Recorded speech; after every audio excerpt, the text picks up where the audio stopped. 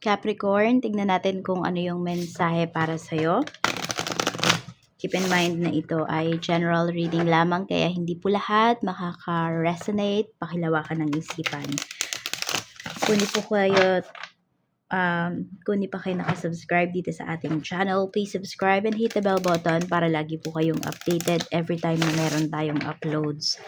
Kung nais mo namang mag-avail ng ating private readings, ng ating rituals, ayan, maraming salamat po sa mga humabol, magparitual sa pagpasok ng 2026. At ng ating Lucky Charms, meron tayong Tiaras bracelet, meron tayong Tiaras EEA necklace. Mag-direct mensahe na lang po kayo sa ating Facebook page. Nandiyan yung link sa description box or sa WhatsApp. Pwede rin kung wala kayong Facebook Messenger or wala kayong Facebook account. Mensahe natin, Spirit Guide for Capricorn. And open to receive any messages, please. So we have to explore the unknown ahead. Baka madami kayong weird na mga napapaginipan nitong mga nakakaraang araw. Angels pray for you. Your actions, someone is watching. Pero mas nafe-feel ko dito, marami po sa inyo, Capricorn, is guided kayo ng inyong mga guides. Ayan. So, pwedeng nagmamanifest sila sa panaginip mo. Kung madalas din kayong makakita ng mga angel numbers, mga ganyan, and yung iba din, kung nahihingi kayo ng signs from the universe, mabilis siyang binibigay po sa inyo. Depende yan kung ano ba yung sign na hinihingi ninyo. Tapos, ito, may nag-i-stock din sa'yo. Tignan natin kung ano-ano yung mga aspect ng life mo. So, na-shuffle ko na po ito. Siguro shuffle na lang natin mga 3 times. Yan.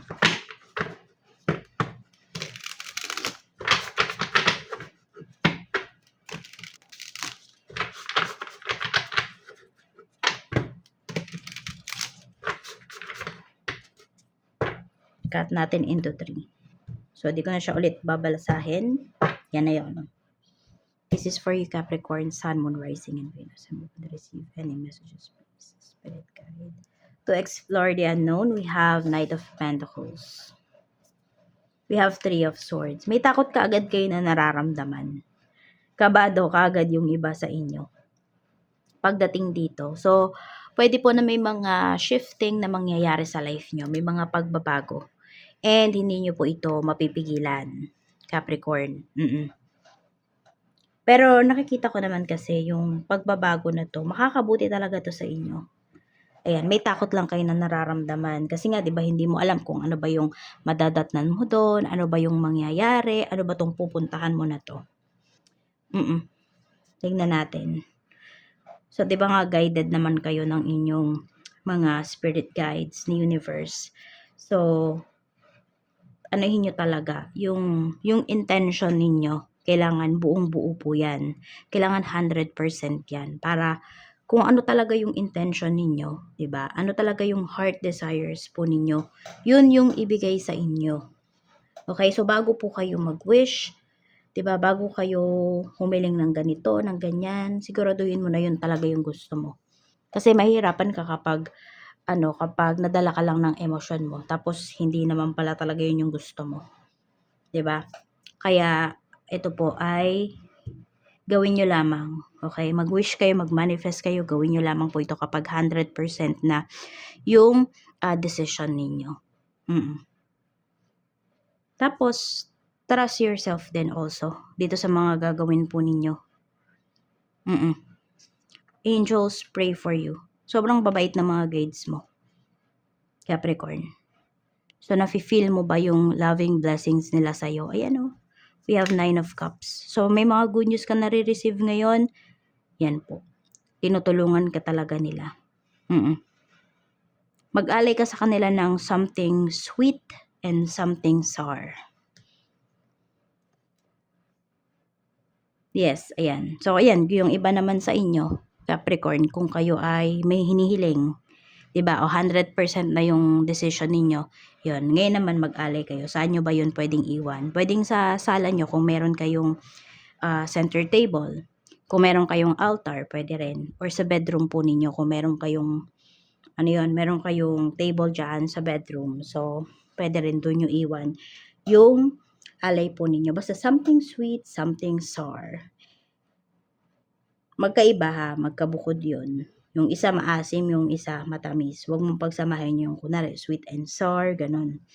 No, pag-iwalayin mo. Take 3 pieces. Pero yung iba kasi sa inyo, ayan, kung nakaka-connect na talaga kayo sa inyong mga guides, malalaman nyo sa panaginip kung meron ba silang hinihiling, meron ba silang gustong alay mo or wala. So, pwede rin naman, 'di ba, dahil pinagpa-pray ka, kina-guide ka ng iyong mga angels, ganun din yung gawin mo sa kanila. Pag-pray mo sila or, isabihin mo, i-ano mo sila, idamay mo sila dun sa prayers mo. Pwede naman yun. Tignan natin. Your action, someone is watching. We have 7 of Pentacles. So, pag-grow mo ito merong nagbabantay. Could be mga lang to, random friends mo sa Facebook. Ganyan, sa social media accounts mo. Parang chine-check kung kamusta na ba yung life mo. Ayan, kung may pagbabago ba. Parang meron ba silang dapat kainggitan sa'yo, ganyan. So, mag-ingat ka ha, baka naman mamaya nai-evil eye ka na pala rito. Yan, so, paling yung ating So, ayan, ito ay kakatapos lang natin mag-ritual for Jupiter's blessing. Tapos, ulit pa ulit yan. May isa pa yung session. Yan. Wala lang, na-share ko lang. Sabi ko nga sa inyo, may mga humabol magpa-ritual. So, tingnan natin, kamusta naman yung iyong emotions. We have Page of Pentacles. So, inaaral mo pa yung iyong emosyon na kung ano ba yung dapat mong maramdaman sa mga certain na nangyayari sa life mo. So, you are trying to control your emotions. You are trying to balance your emotions. Ayaw mo ma-overwhelm, ayaw mo masyadong magpadala sa iyong emosyon ngayon. Ito naman yung kaisipan mo. Ayan. Yung mind mo naman, pwedeng feeling stuck siya. Ayan po. Hindi kayo masyadong parang hindi nyo masyadong na-appreciate yung mga bagay sa life ninyo ngayon. Pwede kasi na may winish kayo. 'Di ba? Sabi ko nga kanina, dapat 100% kayo dyan. Sigurado doon or gusto nyo talaga yung wini-wish nyo. So, pwedeng meron kayo ditong goals, meron kayong tinatry na i-target pero parang may duda kayo nung ginawa nyo yun, nung sinabi nyo yun, nung minanifest nyo yun. Kaya, feeling mo hindi align yung mga nangyayari sa life mo. Naka-frustrate ka. Yan. May frustrations kayo dito. Tas may inip din kayo na nararamdaman. So, pwede na kung ano man yung delays na nangyayari sa life nyo ngayon, tinuturuan ka, Capricorn, na maging mapagpasensya. O, may inip dito. Medyo may inis din kayo. Yan. Pero yun nga, more on stuck. Stuck yung yung kaisipan mo towards sa isang bagay. We have the Lovers naman. So, meron ba dito parehas kayo ng person mo? Maybe meron dito parehas kayong practitioner, parehas kayo ng pinaniniwalaan. Okay, kahit magkaiba kayo ng lahi. So, pinagkakaisa kayo dito ng paniniwala po ninyo. And marami din dito mga soul tribes mo. Ayan. So, kung nandun ka na sa maraming nakakaintindi sa'yo, na mga tao sa paligid mo, nakikita mo yung mga suggestions nila or mga sinasabi nila sa'yo as constructive criticism. Yung hindi na ba negative yung dating sa'yo ng mga sinasabi ng mga tao na yun. Nandun yung nag-evolve ka na. Mas lumawak na po yung iyong kaisipan at yun nga, soul tribe mo na yung kasama mo. Tingnan natin, kamusta naman blessings na paparating para sa'yo. We have 9 of Swords. So, kung ano man itong pinagpupuyatan mo, ano man itong nagbibigay ng anxiety sa'yo, meron tayo ditong the Star. So, may healing po na paparating dito. So, pwedeng ngayong araw na to, or kung kailan nyo ito napanood, pwedeng unti-unti na pong gumaganda yung yung sleeping pattern ninyo. So, blessing ba yun? Yes. Lalo na 'di ba kung kayo ay deprived sa pagtulog, ma-appreciate nyo talaga yan. We have the Hanged Man. Okay, kung ito naman, hindi to yung may insomnia kayo or stress kayo dahil sa sobrang pag-iisip, meron lang dito na good problem po yung paparating sa'yo. So, kung meron kang negosyo, darating talaga yung time na halos di ka makatulog kasi sobrang dami yung productions. Yung tipong ganyan. Queen of Pentacles, di ba? Pinapaganda talaga yung kaperahan mo. Kaya nga may mga sumisilip sa'yo dito, Capricorn. Ayan, sabihin natin, sa my day mo. Yan. Di ba? Nakikita mo ba may mga hindi naman dati tumitingin sa mga post mo o hindi nagla-like sa post mo pero nakabantay sa my day mo. Yan. Tinitignan nila kung may pagbabago nga ba sa life mo. May galaw ba? Energy ng mga taong makakasalumuha mo. So, napakaganda rin po ng mga energies ng mga tao na makakasalumuha mo. So, pwedeng may mga sobrang sisipag, ganyan po. More on actions. Pwedeng tahimik, no, pero gumagawa ng action. So, tahimik gumagawa ng actions yung mga tao na makakasalumuha mo ngayon. Wala basta parang sobrang tahimik ng paligid mo ngayon. Tingnan natin. So, may appreciate mo din yung silence. Sa work naman, we have 2 of Swords. Tingnan natin. We have Page of Wands. So, pwedeng ito ay project. Ayan po. Ino-offer sa'yo, pero hindi mo pa alam kung tatanggapin mo ba. Dapat mo bang tanggapin? We have Temperance. Pag-isipan mo para mabuti. Basta tingnan mo yung pros and cons nung ino-offer na to sa'yo na project or na trabaho. Tignan natin kamusta yung mga co-workers mo. We have Judgment. So, merong mga magpupush sa'yo dito na tanggapin mo na. Parang pinipressure ka nila, pero tignan mo kung kaya mo ba talagang gawin, kaya mo bang tanggapin. Kasi baka mamaya, madala ka ng emotions mo. Or sabihin natin, dahil nga madaming nag-expect sa'yo dito na co-workers mo, baka mapilitan ka. So, wag mo hayaan na yun yung maging way para mag-decision ka, yung mapilitan ka. So, give yourself some time dito sa project na to or dito sa trabaho na to. Tingnan natin pagdating naman sa negosyo. Sa negosyo, we have the Emperor. We have 2 of Pentacles. Meron tayong 3 of Cups. Yan. Pagdating dito sa negosyo, maraming pupuri sa'yo. Okay, may mga events ka na pupuntahan, Capricorn, na mararamdaman mo na ginagalang ka talaga. Yung respeto nandun. Oo. Hindi ko alam kung pioneer ka ba pagdating dyan sa industry na kinabibilangan mo, or masabi natin na nagbo-boom talaga yung business mo ngayon, nakikilala ka talaga. So, yun. Yung respect, mararamdaman mo talaga yan pagdating sa negosyo mo. Clients naman, we have 4 of Pentacles. 2 of Cups. Yan, marami ka ditong mga clients din na soul tribe mo. Walang kahirap-hirap yung mga transactions mo with them.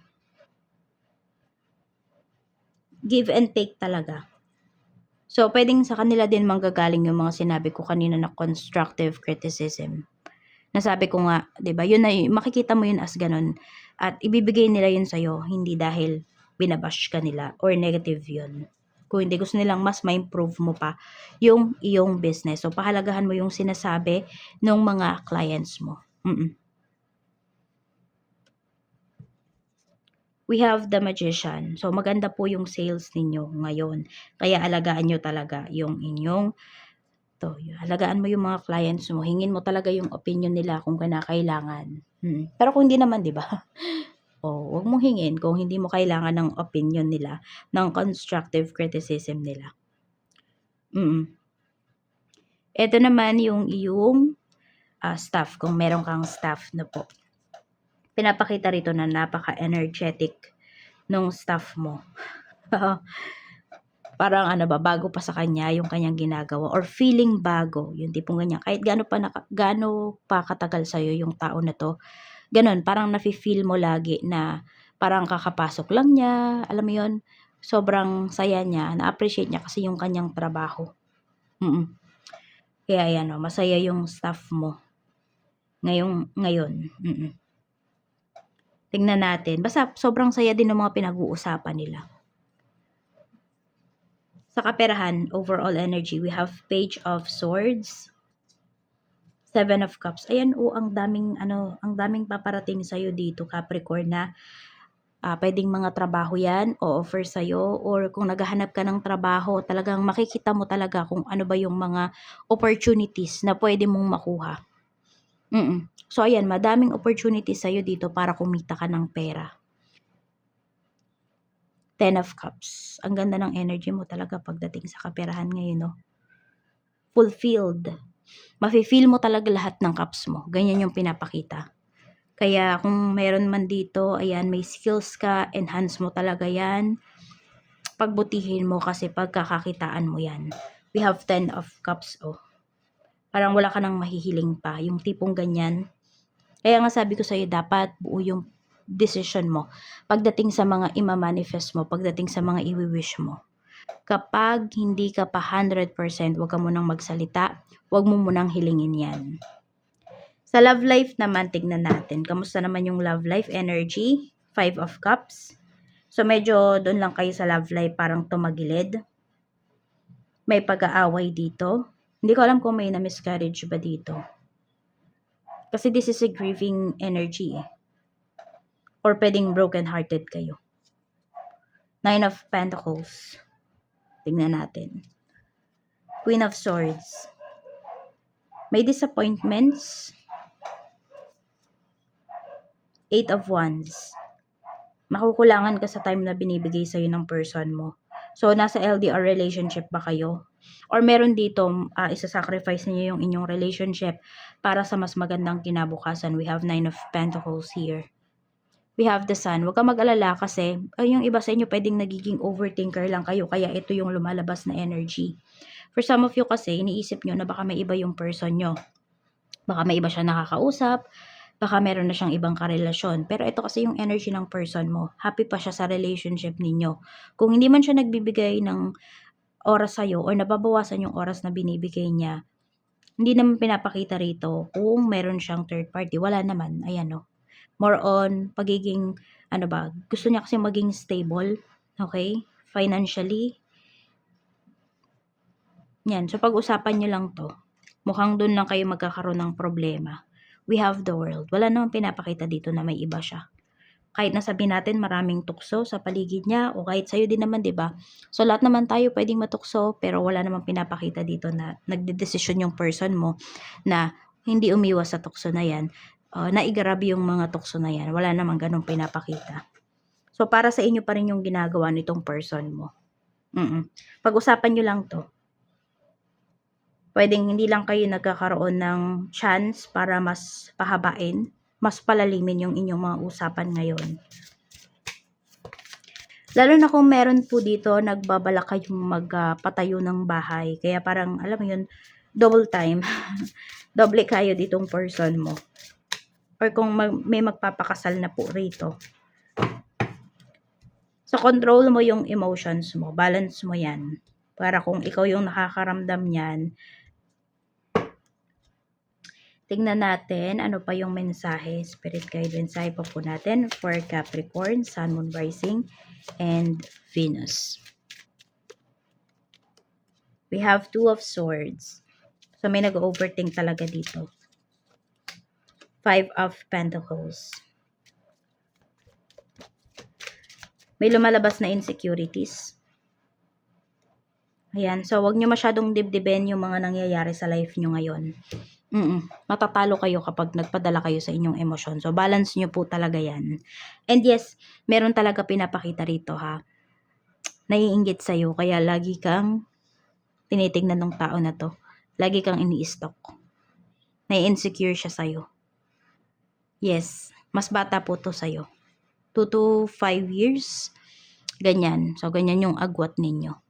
Yan lang po. Maraming salamat. Mag-iingat ka and see you again on my next video.